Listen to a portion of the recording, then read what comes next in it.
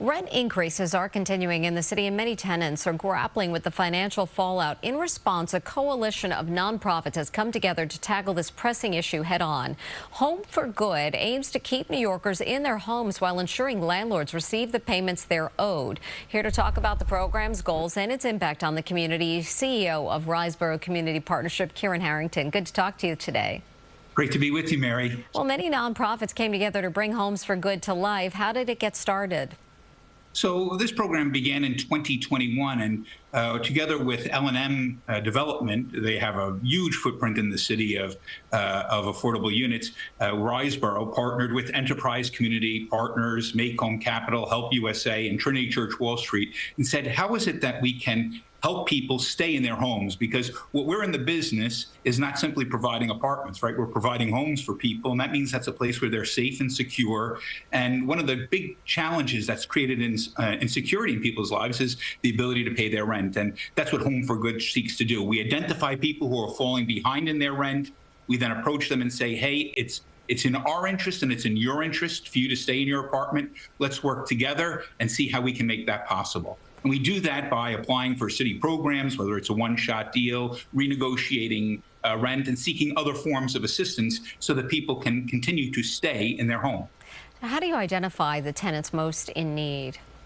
Well, you know, as a property manager, it's pretty easy because it's people who are falling behind in their rent. And then it's about reaching out to them and saying to them, you know, what are the reasons, what are the circumstances that are causing you to fall behind in your rent? Sometimes it's the loss of a job. Sometimes it's illness, change in family circumstances. It's just the cost of inflation. You know, a lot of people's wages have stayed the same as costs have gone up and up and up. And so it's easy for us to identify because it's people who are just kind of falling behind in their rental payments. What's been the reaction of landlords to this? So together with L&M Development, and they have, as I said, you know, close to 15 to 17,000 units in the city. We have a footprint of about 3,000 units. We've been finding it to be very positive because it costs us, Mary, and none of us want to do this, is it costs us about $12,000 to go through an eviction proceeding. Nobody wants to go through an eviction proceeding. And this program only costs us about $2,500 to help somebody stay in their home, $2,500 versus $12,000 or $15,000 in eviction proceedings. It's a no-brainer. I know you have some target goals for your organization. How do you hope to achieve those?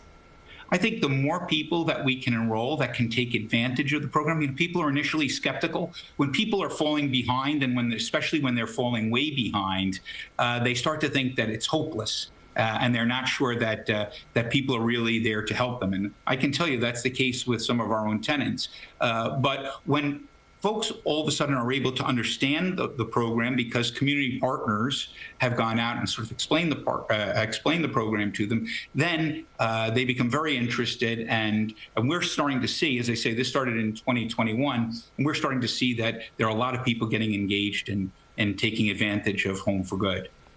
Well, CEO of Riseboro Community Partnership, Kieran Harrington, thank you very much. Mary, it's great to be with you. Thank you.